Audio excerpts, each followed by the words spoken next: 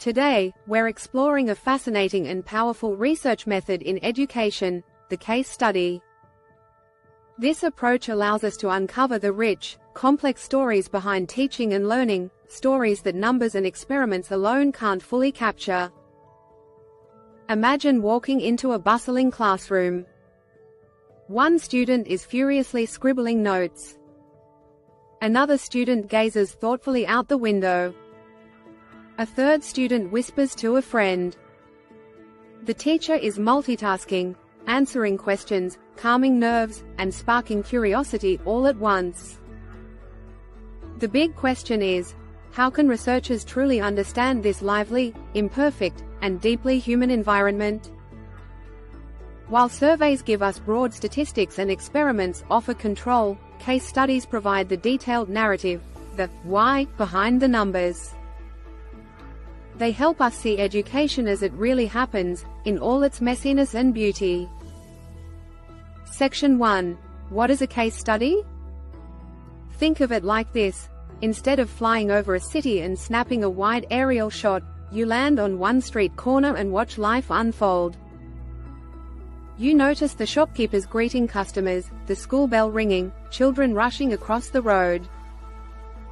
In research, a case study is an in-depth exploration of a single unit, maybe a student, a classroom, or even an entire school. It doesn't try to cover everything. Instead, it digs deep into one case to uncover insights broader studies might miss. It's the difference between reading the statistics of average student engagement and actually sitting in the back row, watching the hands shoot up, the yawns spread across the room, the whispers, the sparks of curiosity. One researcher once described case studies as standing close enough to education that you can hear the heartbeat. That's the essence. Section 2. Principles guiding case studies. Case studies are not just random storytelling. They're guided by important principles. 1. Context matters. Students don't learn in a vacuum. Their family, friends, culture, even the classroom furniture, all of it influences learning. A case study embraces that complexity. For example, a researcher noticed that students sitting near windows participated more in discussions. Why? Because the seating plan put quieter students together near the front. Context revealed the hidden pattern. 2. Multiple sources of data. Good case studies don't rely on just one method. Researchers might observe lessons, interview students, check exam results, and even read policy documents. This is called triangulation, like shining 3 different flashlights on the same corner to see the whole picture. 3. Holistic perspective. Instead of isolating variables, they look at the whole puzzle. How does a teacher's style interact with student motivation, curriculum design, and technology use? It's like looking at a garden, not just measuring one flower, but seeing how sunlight, soil, water, and insects interact. 4. Interpretive analysis. Data isn't just collected, it's a story waiting to be told. The researcher connects the dots, interprets what they mean, and offers an explanation.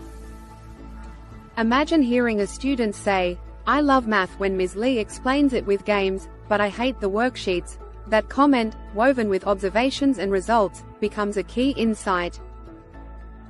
In short, case studies are detective work. Clues come from many directions, and the researcher pieces them together to understand the bigger picture. Section 3. Why case studies shine. Advantages. Why are case studies loved by so many education researchers? 1. Depth of understanding. They don't skim the surface. They dive in. Instead of asking 500 students one quick question, a researcher might follow 5 students for a whole semester. 2. Flexibility. If something unexpected pops up, the researcher can pivot. Imagine studying technology use, and suddenly students start using AI chatbots, Now the researcher can explore this new twist. 3. Practical relevance.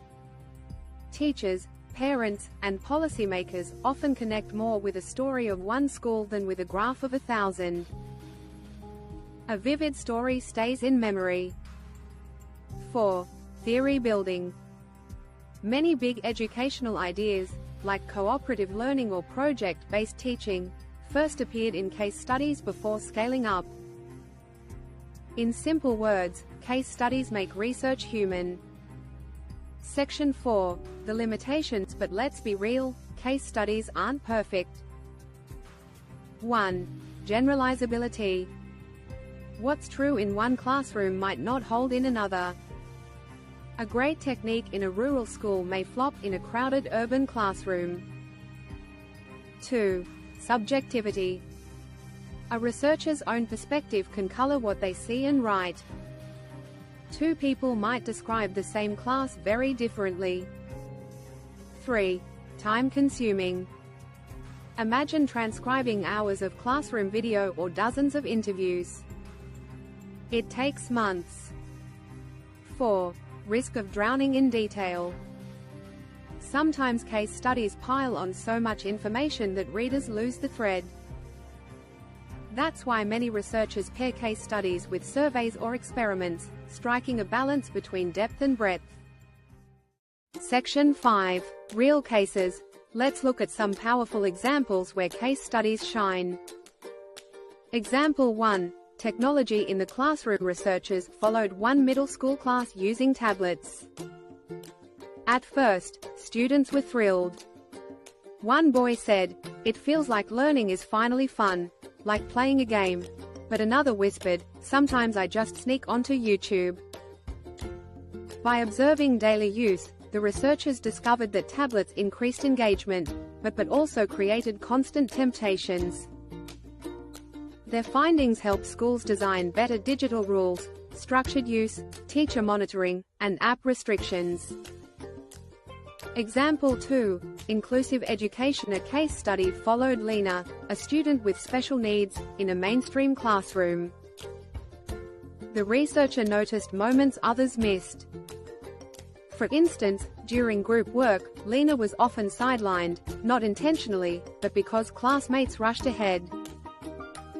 Her teacher later said, "I thought she was keeping up. I didn't realize how often she was left behind." The case study revealed small strategies, like assigning peer buddies, that transformed inclusion. These strategies later spread to other schools. Example 3. Teacher training. Instead of just collecting surveys, one study shadowed a group of teachers through a year-long training program. The researcher saw not just what they learned, but how they tried to transfer those skills back into classrooms. One teacher admitted, "During training, everything made sense. But back in my class, I fell back into old habits." This insight showed that professional development needs ongoing coaching, not just workshops. Example 4. A mini-story. The morning bell. In another case study, a researcher sat in the same classroom every morning for 3 months. She noticed that the first 10 minutes after the bell were chaotic, late arrivals, chatter, forgotten homework. But she also saw that the teacher used this chaos to build relationships, asking about soccer games, praising effort, calming nerves. The conclusion? Those messy minutes weren't wasted. They were crucial social glue that supported learning throughout the day. These aren't just stories. They're powerful, detailed insights that help schools make informed, human-centered changes. The case study highlighted small but powerful strategies, rotating roles, peer feedback, and reflective discussions that improved teamwork skills. This insight helps schools design collaborative activities in other subjects, showing that learning isn't just about individual knowledge, it's also about how students work together. Section 6. Conclusion. So, we've reached the end of our journey. We've navigated the landscape of case studies in educational research. We've seen what they are, how they're guided by core principles, where their strengths lie, and we've even walked through some powerful, real-world examples. But now, let's ask the most important question: what does it all mean? When we choose to zoom in with a case study, what are we truly choosing to value? The answer is simple, yet profound. We are choosing to value the human heartbeat of education. Think back to that powerful description we started with. Case studies let you stand close enough to hear that heartbeat. And after our exploration, we now know how they do that. It's through the disciplined application of those 4 principles. They listen for the context, the story behind why the quiet students sit together. They triangulate truth by seeking multiple sources, observations, interviews, artifacts, like a detective piecing together clues. They embrace the holistic picture, understanding that a classroom, like a garden, is a complex system where everything is connected. And they engage in interpretive analysis, weaving individual comments, like a student's love for math games but hatred for worksheets, into a compelling narrative of insight. This isn't just data collection. It's storytelling with a purpose. It's a commitment to understanding the how and the why, not just the what. Now, we were very honest about the limitations. The question of generalizability is real.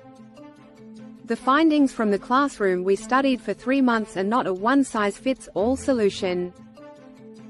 And yes, subjectivity is a factor. The researcher is not an invisible fly on the wall.